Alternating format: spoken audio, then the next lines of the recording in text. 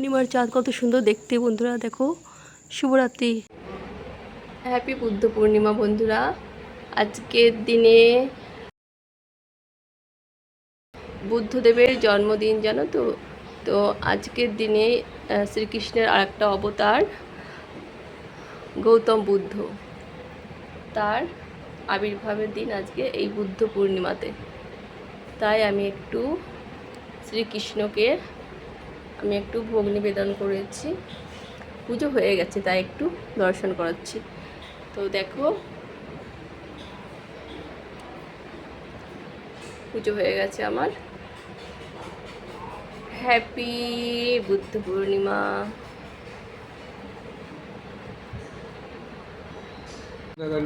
খাবি আমদুধ কলা খাবি?